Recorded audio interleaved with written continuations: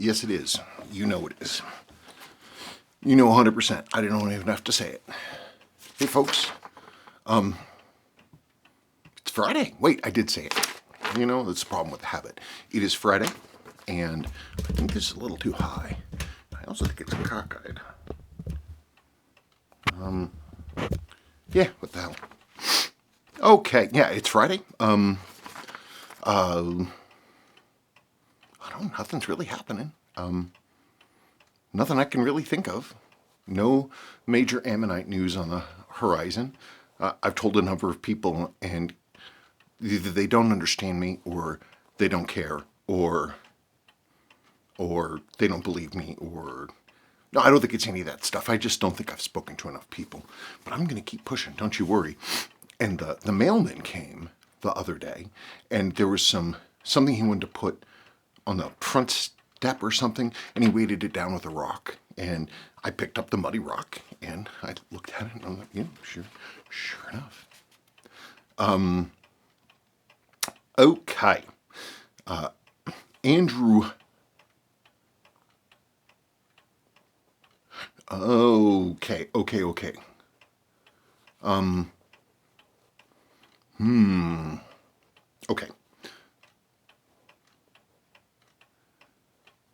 Okay, this is a follow-up comment from Andrew Warner. He lives in our little village, Great Bentley.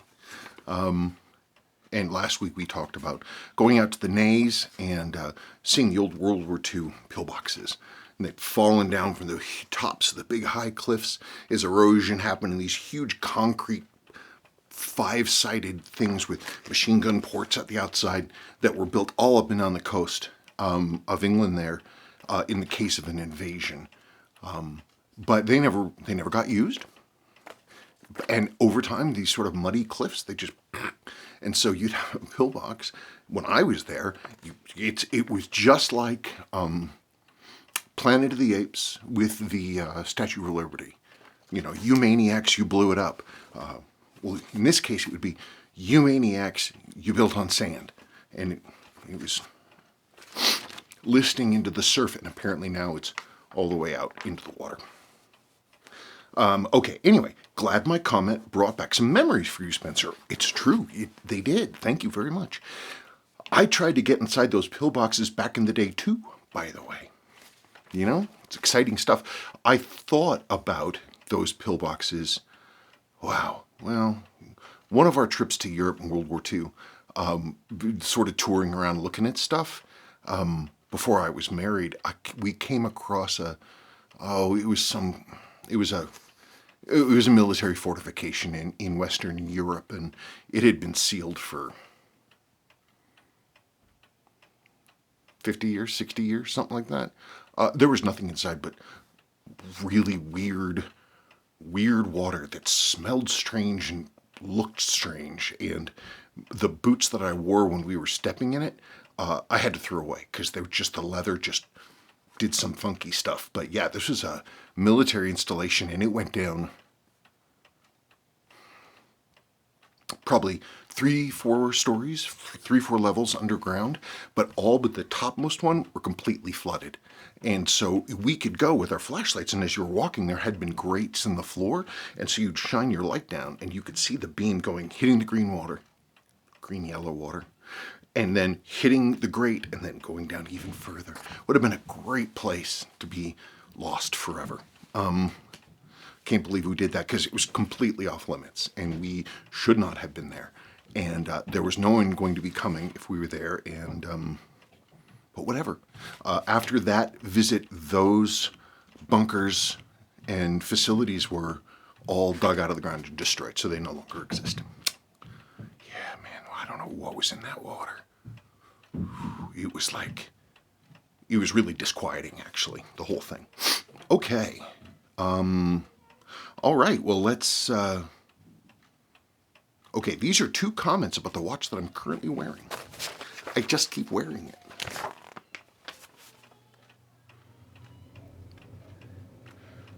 $6138 8020 black Panda, and I think I have a great solution here to what in the world to wear one of these on, because it makes it Well, I'll talk about it, but let's read these 2 comments first and then do mail call. Peter Patch 1. Oh, and this, it's on one of this models, but it was a customer's. This one's mine. Another beautiful job, really nice watch, possibly a good quality black leather strap will complete this. We'll talk. Speedy Paul. Hi, Spencer. Loved the black Panda. Someone should be replating those gold Seikos. I'm sure there are some in a lot worse shape. I think the process is relatively simple, but the case preparation is a lot of work. I compare it to refinishing alloy wheels. If you can feel it, you can see it. I think some of these examples would be absolutely stunning given the effort. They must have been something new. I agree. Let's go, let's talk about it. Okay, so wrist check. Here we go. My first wrist check ever wearing one of these. This is the other Panda. 6139 8020. It's in gold with a black eggshell dial that has sort of brown tones to it. So rather than black going to blue, it's black going to brown, which I prefer sometimes.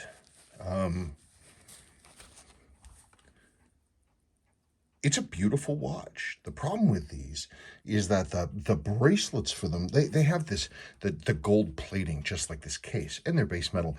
And the bracelets just look terrible after a while. They're just awful. Did I already put them away? Oh wait, no I didn't.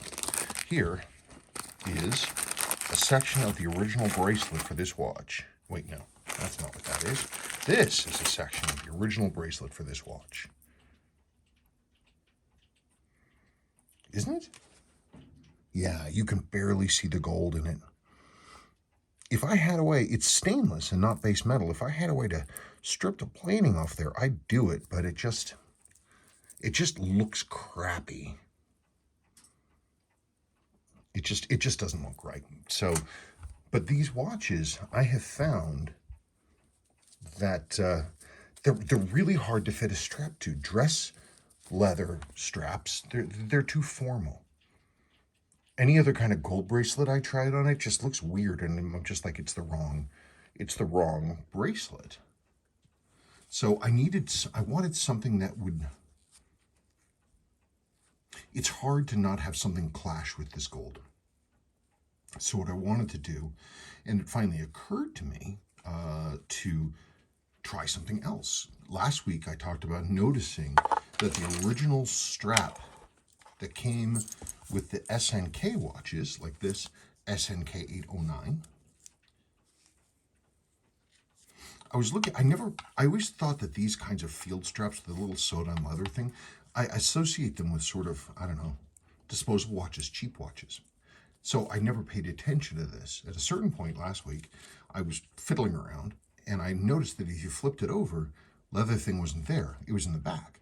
It'll still do its job. It will. But it looks a little cleaner without that.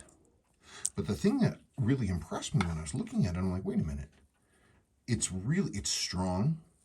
It's flexible. It's soft. It has also it has very distinct structure. It's 2 layers together. So you actually have this sort of slightly raised edge. It's a really nice feeling strap. I need to figure out how to deal with the hardware. I don't like these stainless steel loops. It should have old military style. It should have a single longer web keeper right there, rather than these 2 pieces of metal. That should be a cloth keeper, like the way that the original straps were done on the old military watches. What are these going for these days? Are they hard to find? In any case, if you got one of these straps still laying around, man, dig it out. So on this watch, they're 18 millimeters. This is a 19 millimeter watch, typical for Seiko. So I had to put a couple little teeny tiny of my black plastic rings there. When you get these little fibers here, you can use a lighter, and they just burn away. This case, the problem with these Seiko's plated cases is that they wear badly. They're plated over base metal, and the base metal reacts to being dirty or human skin or any of that kind of stuff, and it just over time it just melts away. So I mean, you can even see. Look at the bottom of the buttons. See that? That's the old outside and the new, and the base metal underneath it. But I plated the whole thing. Yeah, you heard that right. I plated this one. This has 24 karat gold on it. I didn't know this was possible, but thanks to Ryan Walters, I got this little diddly thing. There's no paid content or anything here. It's just a little set with a probe and a thing, and that goes on there. Click. And then you've got this. You clip this to work.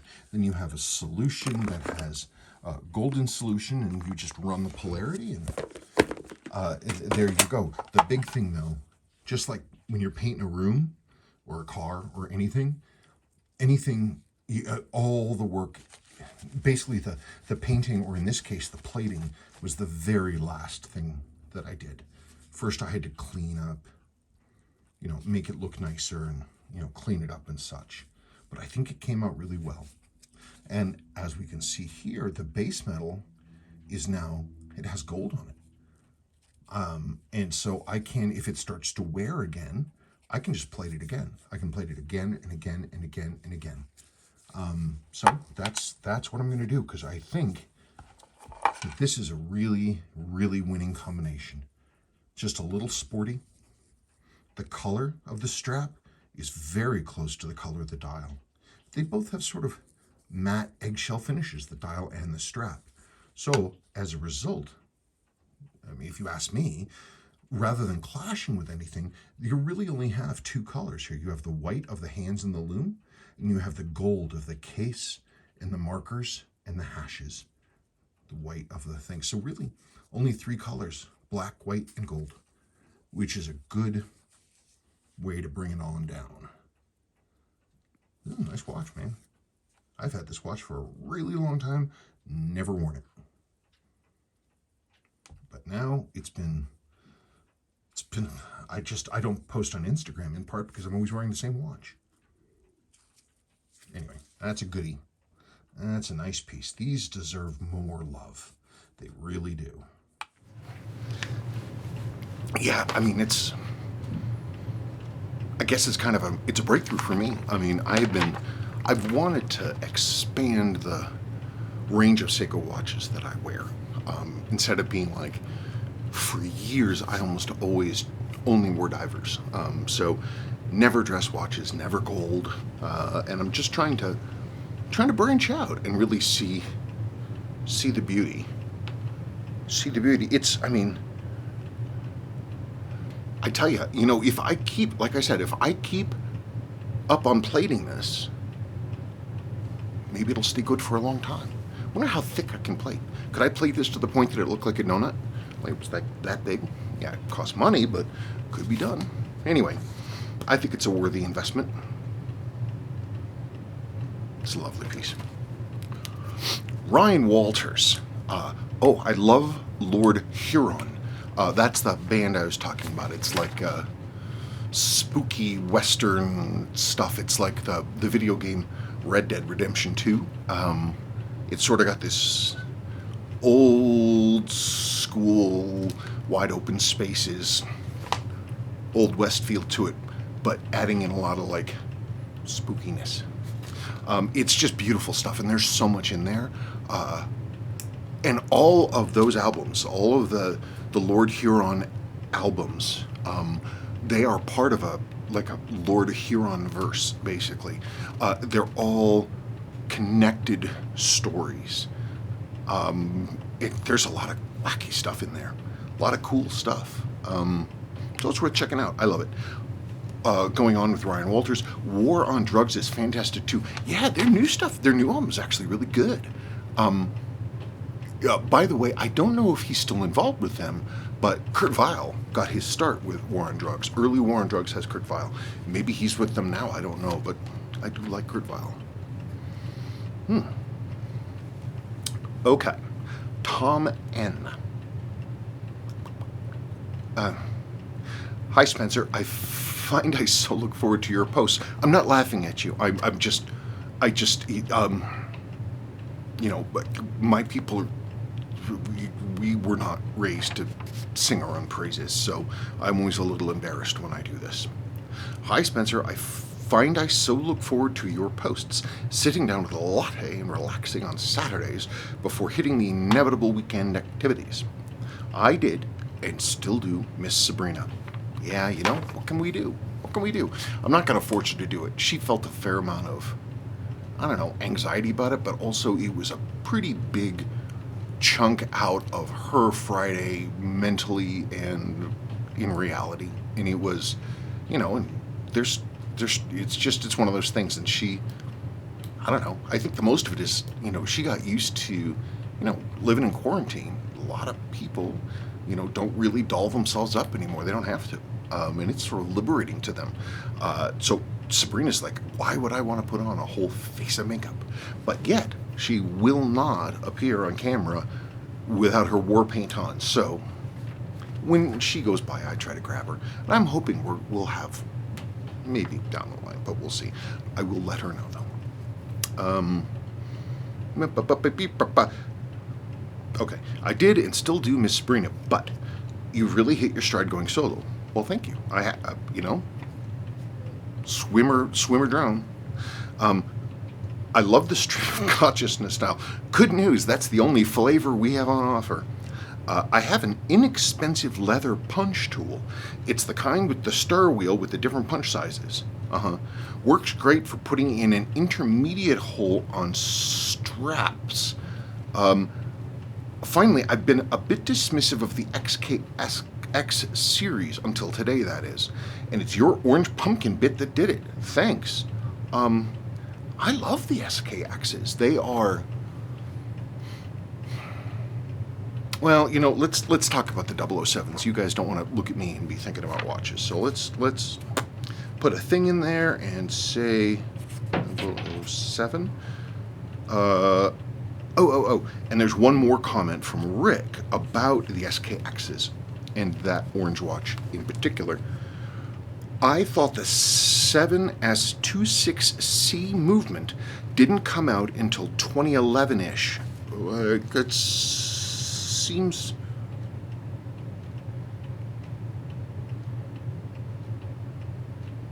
I don't remember. I'm not saying you're right or wrong. I'm just trying to think when I would have first become aware of them. Oh, a long time ago. That would make the SKX, that would make that SKX from 2014 rather than 2004. The A version was in production until 2006. So the older SKX may be from 2005. I don't know. And another person, Mr. Starr, wrote me and said that he was quite sure that I did in fact have those casebacks reversed. So I guess let's break and look at that orange watch again, because I'm down, and I will move the location of that break to here. Yeah, you know, I'm a big fan of the SKXs. Well, I'm a fan of the SKXs. I'm a solid supporter of them, and I always have been. Great price point. Seiko's last true tool diver. You know, anything that's indicative of Seiko's changes is how they discontinued the SKX, which they should have made in perpetuity, and make it their Submariner, because it's so distinct and unique. But instead, they made the down-rated ones with 100-meter thing, no locking screw-down crown, and no loomed pip. I've said this many times. I believe this to be basically just there's nothing extra on this. There's nothing on here that doesn't need to be on here. Everything is on here for a reason. It has good loom.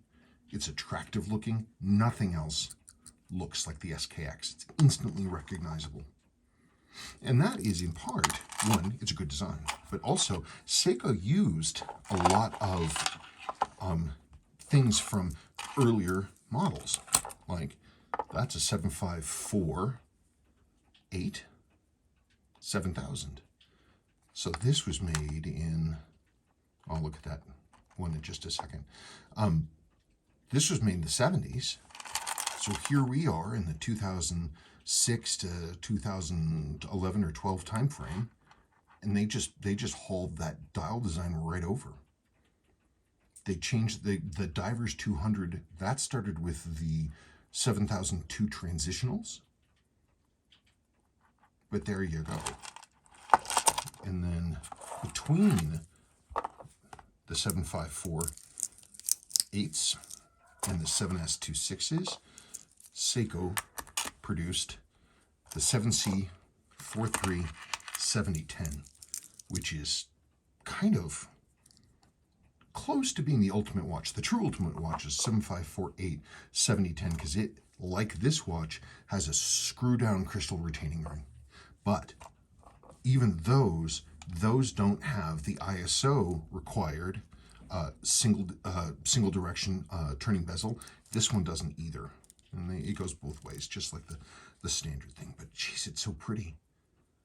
It's got the 6105, 6309 style insert. Beautiful. Just, I think it's one of, I don't know. People ask me, hey, what about a SKX, quartz diver? Even though this one looks much more similar to this one, me personally, I can't explain why. This feels more like it. Anyway, this was the very first SKX I ever owned.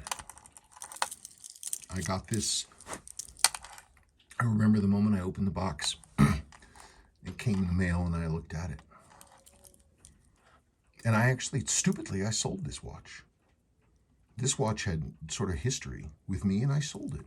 Thankfully, the gentleman to whom I had sold it was kind enough years later to say, hey, by the way, my father's been wearing this watch. He might not be wearing it anymore. Do you want to buy it back? And I said, yes. So I got it back. I haven't restored it or done anything to it. I need to go through it.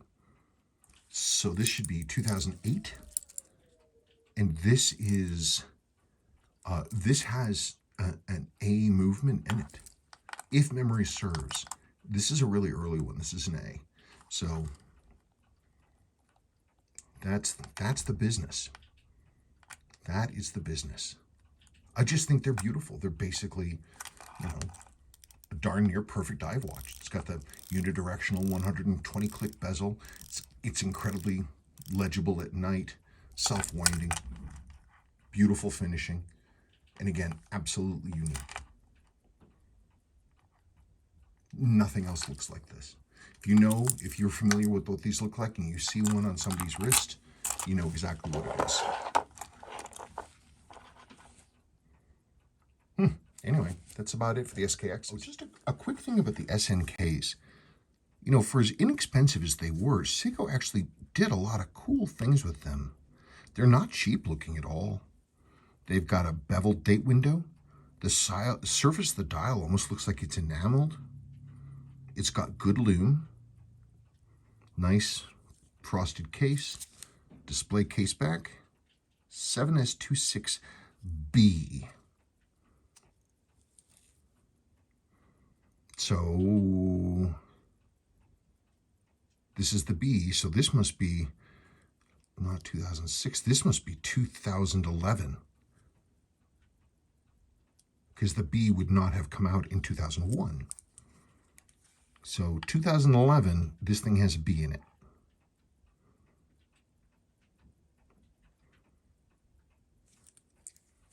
So maybe that's a useful point to be thinking about. Yeah, these are cool. I've never been a big fan of this pilot hand style. Maybe with a different set of white hands, I'd like it more. But I understand why they're doing it because you're supposed to use the inner dial as well as the outer one. I don't know, I'm thinking about these. Deem double W. Deem W.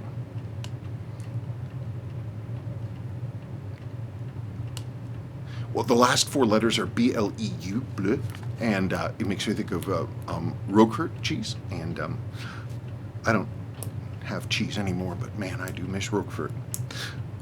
Oh, in any case, Deem W has asked, how in the heck do you make the jewel, make sure the jewel goes in perpendicular to the base and not slightly askew? Well, I could show you, but man, it's really hard to get a good light on that. The way it works is that they're not asking you, when you're removing jewels, you use a very particular set of tools, not unlike Lee and Mason. And one of them is an essential tool for the watchmaker person, which is the sticking press. The other one is the Seitz jeweling system. And they're both used depending on what it is that you're trying to do.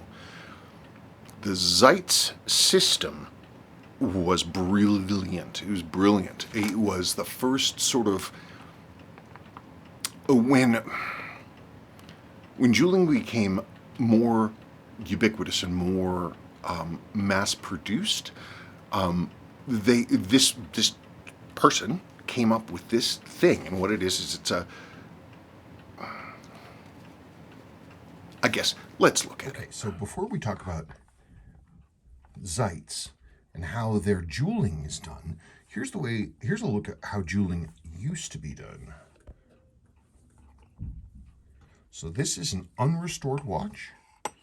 I haven't done anything with this one yet. American Waltham Watch Company, 15 jewels. It's a heck of a nice watch for when this watch was made. Where did it go? Wait, is that what I want? Okay, yes. So the way that the jewels were done here, you can actually see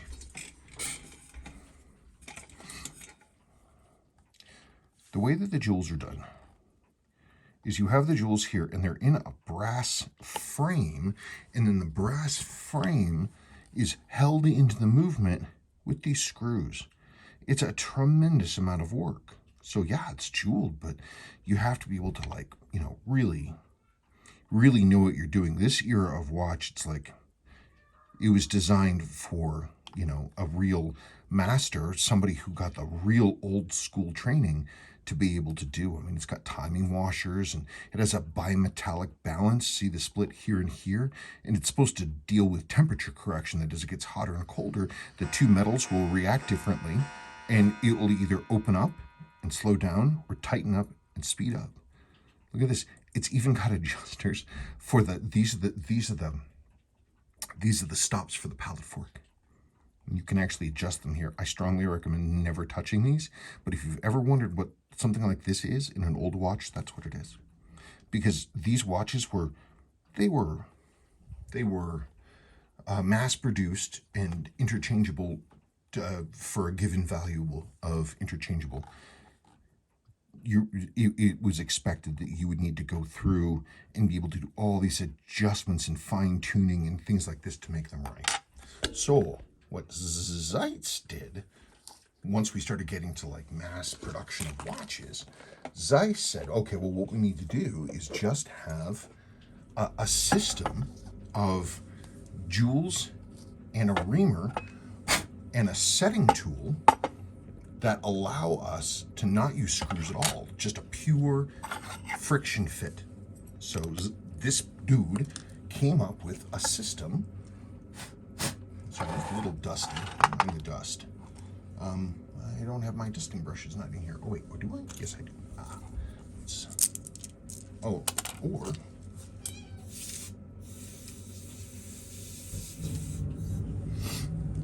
one of them popped out. Anyway, so you have in a Seitz kit. This is the old one. The new ones basically look like this. So it's got a whole bunch of different pushers and things like this, basically different anvils and other things like this. And you can, what was I going to say? So you choose what you need depending on what kind of jewel you're working on. These are reamers. And these will ream out to a very specific size. And then you have, different kinds of pushers. These are pump pushers. They have a little squishy in there to make sure they stay centered, and that the pressure and the force is only going to the outside. And that's the key, because what you have is you have this Seitz reamer. Oops, I'm missing a bit. And you can choose, let's just for fun, that. And then let's have a pusher on the top, that, and we put that in. And you have then, you can adjust to fractions of a millimeter. So you can get a reading on where a jewel is placed, height. You record that. You can then take this, use this to press out the old jewel in a different way, not using this. And then you press in the new one, going back to your setting from before. And if you need to, adjust it just a hair here and there, one side or the other, you can do it. You just turn this. How they stay flat, you don't have to worry about staying flat, because this face is precisely machined, as is this face. This is a piece of precision machinery, and this technology is still used today. This one is very old. This was this belonged to this belonged to the old master watchsmith here local in town, and it shows it. But you can get these on eBay. I mean, you can get Seitz sets. I mean, they made a lot of them, and there aren't that many people using them. But it's an invaluable tool. Invaluable tool. The biggest thing when you're installing too is to make sure that you have when you're cutting using reamers, is to use the right cutting oil. If you try to do it dry, like I used to, sometimes it's not going to be right. So you have to make sure you got smooth cutting, and that you're cleaning on everything and getting rid of the burrs. But that's how you do it. That's how you say it straight.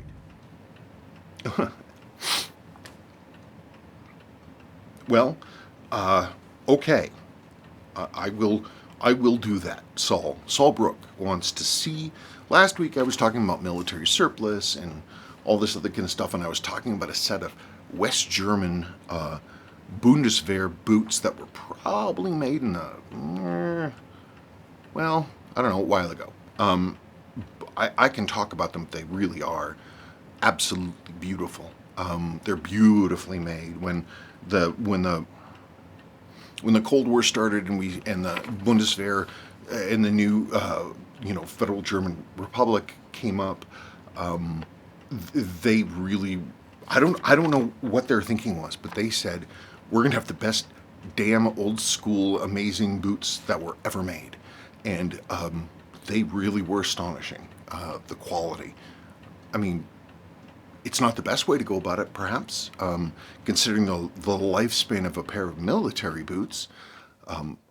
I mean, Vietnam jungle boots, I wore those all the time when I was a teen, and they lasted forever. If I knew where those boots were, I'm certain they would be in good shape today. But that's because they used totally different materials. Those boots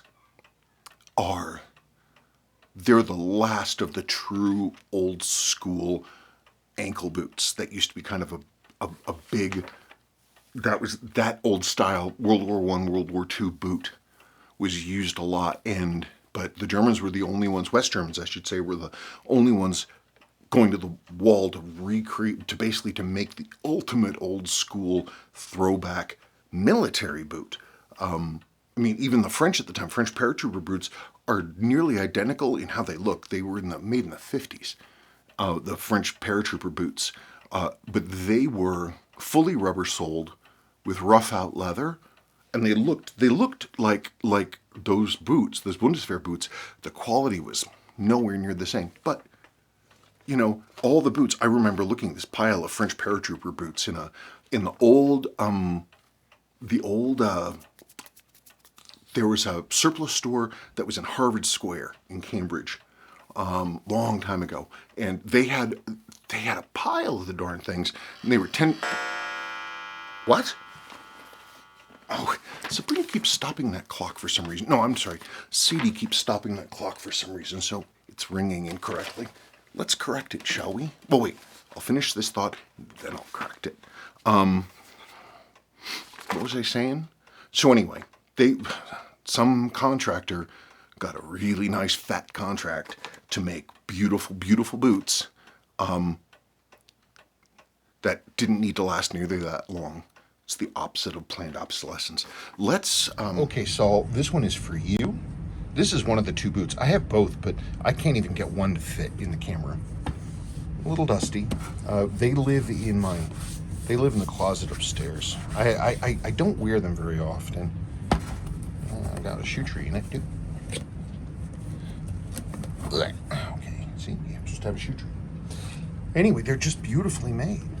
This, it's really, really, really, really nice leather. Like the best of the best, the highest quality. This is sheepskin or goat skin. This is might be horsehide. Gosh, I can't remember. Brass eyelets, full tongue for waterproofedness, at least up to there. But the real glory of these boots, these low boots, is the old school sole. This is how boots used to be made. So they're full leather construction, just like the old days, the 1800s and earlier. Leather stack, but as in World War I and World War II, these would have had big steel, iron hobnails and plates and things. And they did that again. They said, well, you know, we're not going to do that. We have a new thing called rubber, and we're going to use it. So they have these sewed-on rubber pieces. They're so solidly made. But this is the craziest thing. Something that probably not a lot of people have seen. This is how soles used to be done. These are wooden pegs.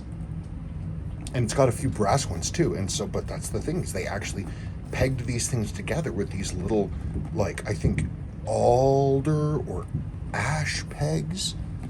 And then the whole thing is assembled, and then they sew this leather on here.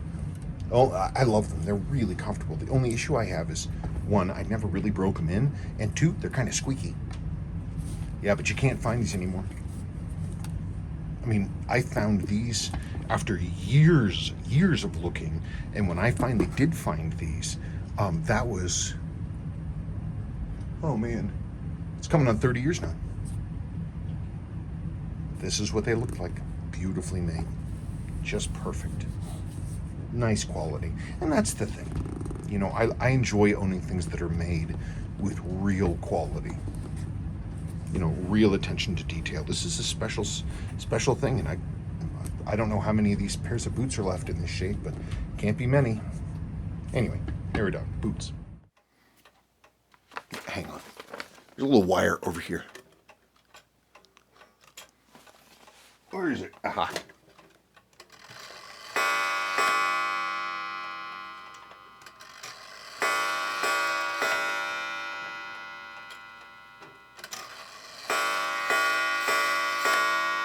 There you go. It's my grandfather's desk clock.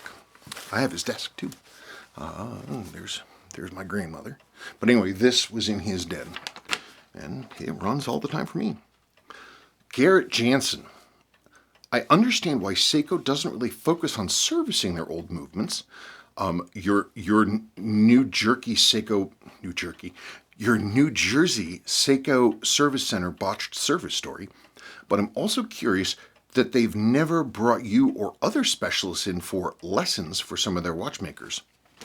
It makes me feel like their focus on the past, reissues galore, is superficial. I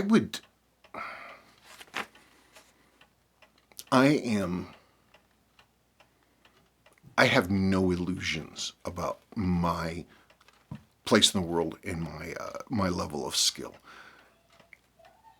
But even if I had all the formal watch education that I wish I had, I cannot imagine that Seiko would ever bring in anyone from the outside for any reason. I can't imagine, honestly, that they care. And I'm not saying that to denigrate them. They're a different company, in my opinion. They're a different company now than what they were before. They're sort of, in my opinion, again, you look at what Seiko has been doing all these most recent years, the reissues, as people say, and stuff like that. And it sincerely appears to me that they don't fully grasp their own heritage and what makes their previous stuff good, or they don't really care that much. Everything with Seiko has always been, let's crank out 1 billion different models, hope to get a sale today, and that in the end we'll sort of come out on a wash and we'll make some money.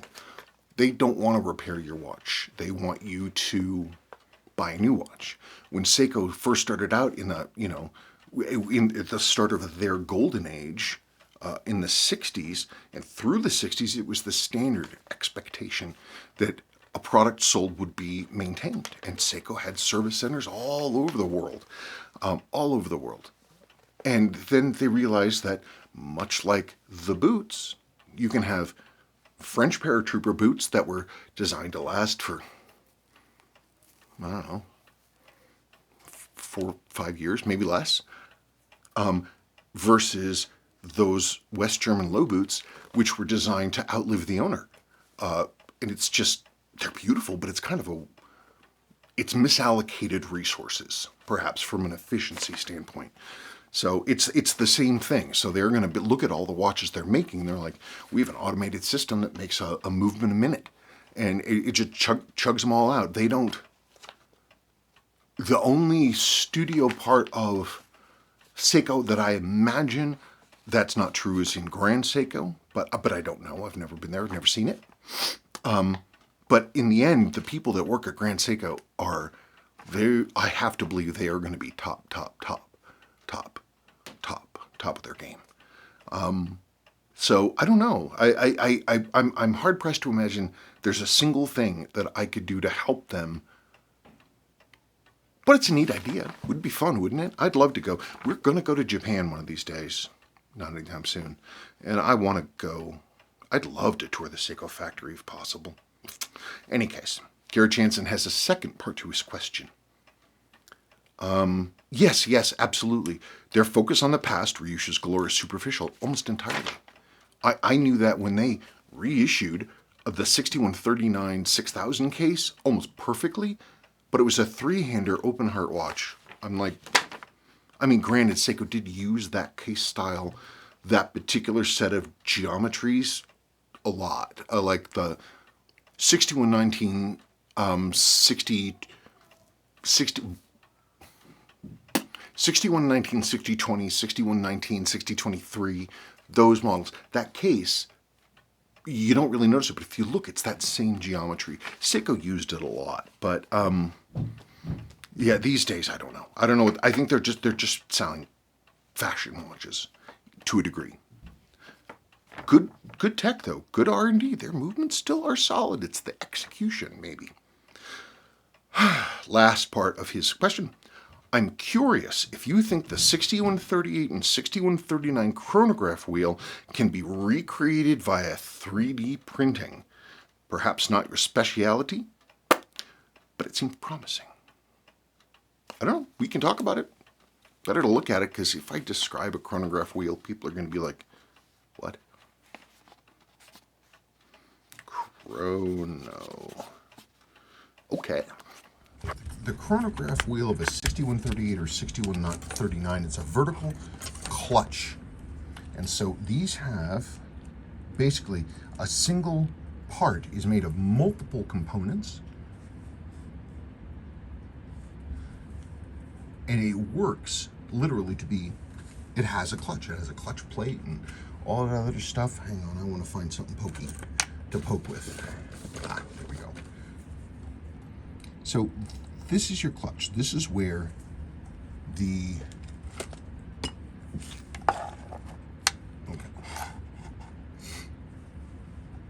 this pinion right there, that is what the main chronograph sweep seconds hand is on. This right here is the fourth wheel section. This can turn with that entire unit, or it can turn independently. That's the clutch plate. This is the thrust plate, and the thrust spring are in there. That's the finger that pushes over the minute counter wheel. So when you have the operating levers come in on either side, clutch levers, they go boop, just like a manual shift. It comes in under here and it lifts this plate up, and then the center section rotates by itself. And then you take the operating levers out, this closes, the clutch closes up, and the whole thing moves. When these go bad, typically what happens is the spring fails, and then the clutch plate, the thrust plate can't reach the clutch plate. That's typically what happens. These things are made of a lot of different parts. 1, 2, 3, 4, 5, 6, 7, 8, 9, 10, and there's probably more than that. And it has an adjustment screw for minor correction of the sweep seconds hand where it lands.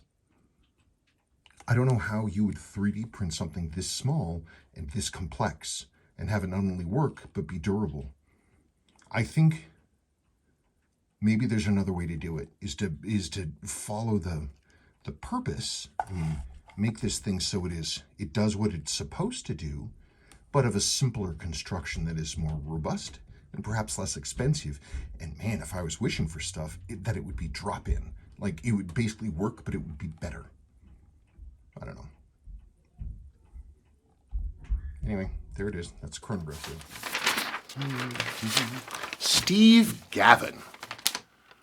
Hi, Spencer. Hello, Steve. In your opinion, will Seiko do a reissue of the revered Pogue? And if so, how long will I have to wait?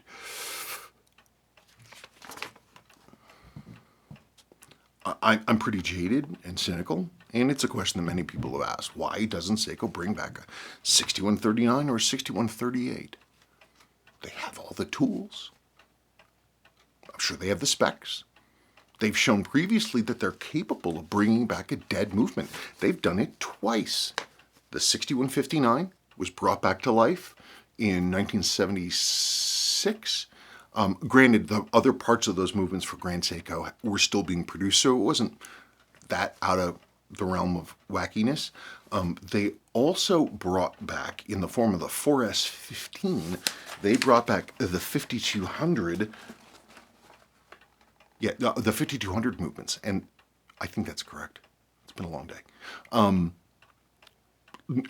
Screw for screw, thread for thread, jewel for jewel, everything. They brought it back 100%. It's the same movement. They made it, maybe the finishing is different in some of the details, but it's the same thing. They brought the whole thing back, and they did it. Those first alpinists with that movement came out in the 90s, I think. Problem is like everything I do is by memory, and my memory is less than totally reliable. But in any case, so they can do it. They could do it. I mean, there's no reason they couldn't. Even at a minimum, they could start recreating those things, those pieces, making those parts available again.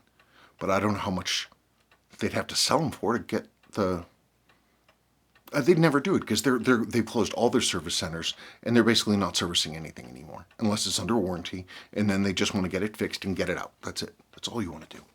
You want to minimize the amount of labor you got. Labor's a huge cost, and they've decided that the foundation of their business is not in the old school, way of fixing and maintaining our things because we're responsible people and we take care of our things. No, they want you to throw it away and buy a new one. Okay. Let's see. Dale Taylor Jr. Sabrina! Exclamation point. We missed you! Exclamation point. High five on the digital Seiko. She was wearing a Pan Am, an M158 5009 Pan Am. I'll let her know. Thank you, Dale. Okay, this is another question about SKXs, in the sense of, again, those two watches, the two orange watches where I got the case back flipped. J. Co. Can you match the dial to the case back to make sure it's the right one? That would be great. For those who don't know, Seiko used to use a luminous material that had a formula, a mix that had limited lifespan. Not like super limited, but time is definitely a factor in terms of how much they'll glow. So all of the dials got basically bottled on dates, and they would be on the back. They would make the dials as close as possible to the production of the watch itself to minimize that time. And they date the dial on the back so that if you got a service dial, but it's, it's 5 years, 6 years after the part was made, you're not going to get decent glowing. And so it always used to be the case for all these Seikos that went through, that were loomed, they would be dated on the back of the dial with year and month, and that should be right around usually the month before of the case back date.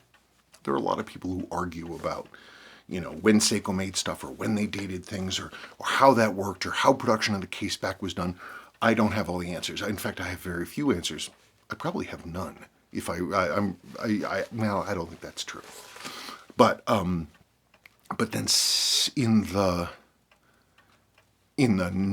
right around 1980 into 81, Seiko was going to move like 6,000 series production, Sua and all that stuff. They were going to go to Hong Kong. And this is sort of the beginning of the dining era. But at that time, when they started messing around with different loom types.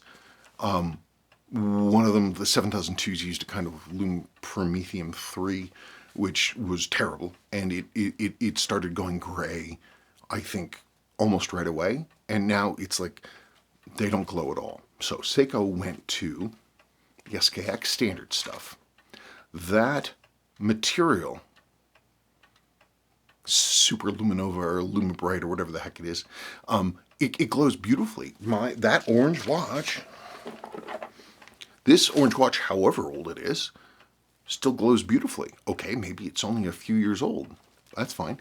My first SKX 007 absolutely was a really early one. It was a 2007, I think. And it glows perfectly. They glow the same. So you no longer need to worry, basically, about the expiration date of a dial and loom. It doesn't matter because you're going to have more time glowing in the dial than the watch is probably going to exist. Okay, this is a long one, but why not? Let's let someone else have a chance. But of course, this gentleman, I will not be able to replicate your accent. I would never try. The Psychopath. Hey, Spencer. Hello from Ireland. Hello. In relation to your comments on bargain hunting in Army surplus stores, I picked up an RAF 7A287120 from a UK-based Army surplus store. Oh, man. It was advertised as spares stroke repair. I replaced the battery, and so far it's been working great, and it was super cheap. I practically stole it. But that's a watch you never sell. Never sell. When you get a watch that's a screaming honking bargain, it can do for a reason. Don't you ever sell that. It stays there. Anyway, keep up the good work. Thank you. Your recent videos have a new energy to them. Be careful when you jack with your brain chemistry. But thank you. Yeah, I'm things get a little out of whack, and we had to it's a long process to take care of, and sometimes sort of old. If you're not careful, things can sort of come back on you real slowly, and you don't really notice if it's slow enough. And my body adjusted to some of the medication that I'm on, and I didn't realize until at a certain point I had to do something about it, and then we changed things, and I don't know, and I feel fine. Also, it helps a lot that I legitimately am coming to the end of these jobs. I'm almost there. I mean, I'm coming in, no joke, on 4 years. 4 years not taking a job. Whoo-wee. Okay, getting there. 4 years. So whatever you've been doing behind the scenes lately, keep doing it. I will. I trust you. Believe me. Merry Christmas to you and your family. Take care, Spencer. And Merry Christmas to you and your family. And you take care as well. Someday we're going to get to, I have this real hankering to visit like Galway. I don't know why. There's a person I follow on Instagram, and his Instagram handle is Kelly on the Cliff. And all he does is he just takes all these pictures around Galway, around that place, and he posts the pictures up. They're just beautiful. They're beautiful. And so I've been looking at his pictures for years, and I don't know. I'd like to go see it. So anyway, if you're on Instagram, check out Kelly on the Cliff. Okay. Last comment. DMitz22. Always a joy, Spencer. That's good news. Thank you for telling me.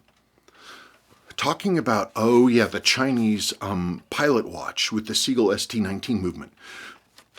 I knew it was recreated from an older movement. At one point, I did know it was the Venus 175, as you say here. I just couldn't bring up the name, but I knew it was something like that.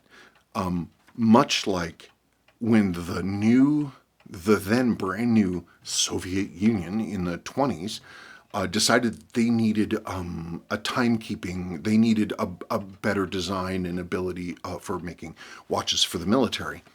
And so they went and they bought one of the American pocket watch companies. It was in Chicago, God, Hampton? Maybe it was Hampton? I'm not sure. But they bought everything. They bought the whole factory, and they had people over to translate this, and it turned into Watch Factory number 3 or something. And all of those things, they were just one by one copies of American tech from the turn of the last century. Seiko ST19 is the Venus 175 and made on the same machinery and with the same design prints. Venus 175, didn't that get folded into ETA? Wasn't it it was the basis for something later. It like stopped being the Venus and it became, was it Valjoux? Might be. They bought everything, brought it all to China, and have been making them there since the 1960s. Mao must have liked them a lot, I'm sure. I have one from around 1986. And a matter of fact, I just bought the San Martin Panda with the ST19, and I'm waiting for it to come in. Stupid of me. I thought that they were only making those watches, oh, well, they wouldn't have been for public consumption until, recent years, right? I don't know. I want to see one. I want to see what kind of condition and what kind of quality they are. I'm not really sure on sort of on with like the size and the colors and stuff, but I have always liked the look of it. So I'll do some research. I'm also going to look at the San Martin Panda, though. I want to see it. The San Martin logo is a little big for me. But anyway, that's it. The last thing I think I want to do is a number of people were asking about my wood wall in the garage, how the garage is coming. So if you're bored, I'll spend a couple minutes in the garage here. And is there any epilogue? Oh, nothing I can really think of. I don't know, too much to do. I shouldn't complain. Better than not enough. Well, it's a little bright in here. I've got one of these new super LED lights. I need more of them or none of them because this is sort of halfway and it ain't working. Anyway, the garage. This used to be just open 2x4s. Hang on a second. And it was just ugly and it was not insulated at all. And so I had all these, the original owner had these gigantic built-in shelves on the other side. Would you stop that? Stop it. And they were on the other side of the garage. And I was looking at them, and they weren't laid out real well. So I was like, I don't like them there. Shelves attract mess, basically. Okay, Okay, what thing is turning? And what am I failing to tighten? Oh, that one. Okay. Too much. Any case, so they weren't fit to purpose. And, but I saw that they were really nice wood. And I was like, it was really, I mean, it was pine, but it was old, which, you know, old wood, especially here, you don't really find very often. And not only that, a lot of it was tone wood, which is like, it's just old dense wood that'll go boop. Hang on.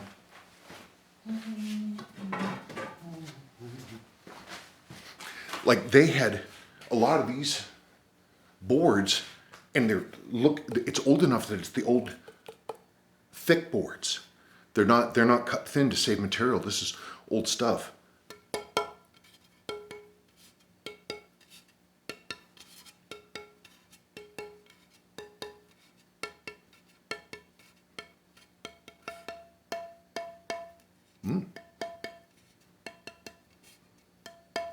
You find the place where you get the harmonics.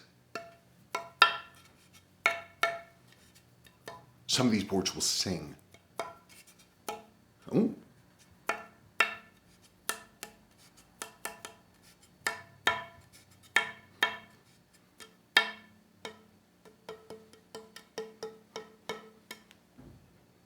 You should make a marimba. In any case, it's nice wood. So I ripped it all out, but I made care to, I removed all the nails. I basically deconstructed the shelves. And then I took all the wood, and after I put in insulation everywhere, I just started doing it. I can't believe I did it. I mean, the next thing I have to do is I have to do the deal with the ceiling. I'm not quite sure where I'm gonna do with that yet. Wait, and now I tightened that too much. Ugh, why can't things just work? Here's my Colorado flag. And there's some of my stuff, and there's my dad's radio. And that is where, right here, that's where the power tool rack is gonna be. But yeah, floor to ceiling wood. And some of the wood is just beautiful. At least I think it's beautiful. Where's one of my favorite oats over here?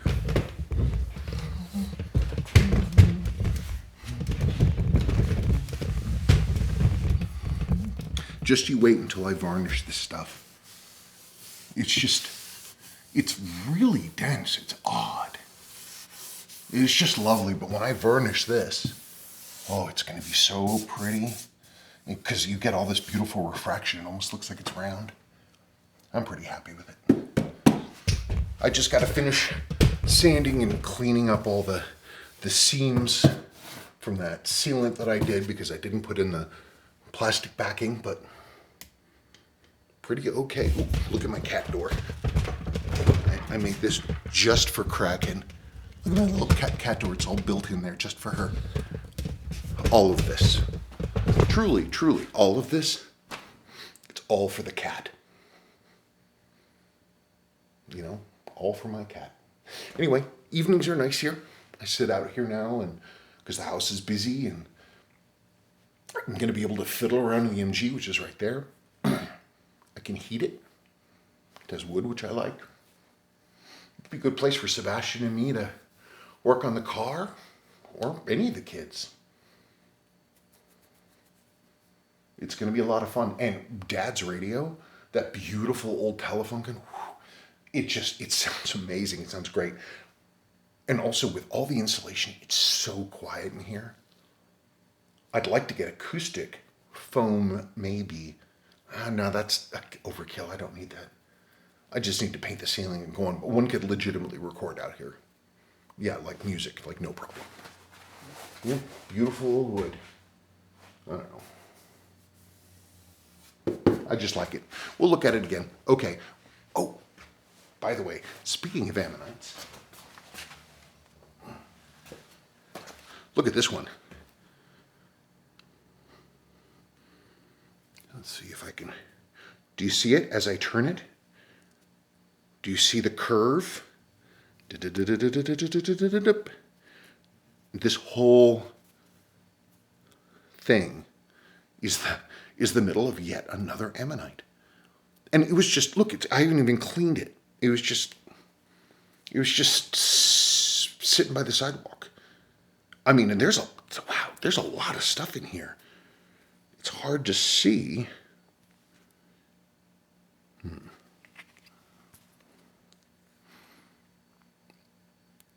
Well, anytime you see like a central point surrounded with an oval, that's another loop. There. That's the pointy bits here. See, look at that. Look at it wrap around. You can see the layers, the different coils.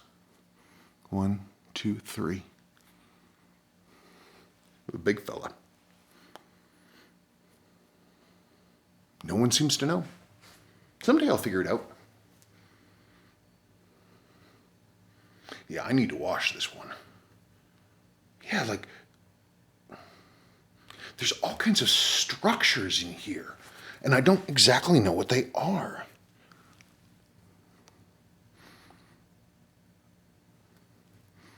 You can see all the... It's like it left a ghost of itself.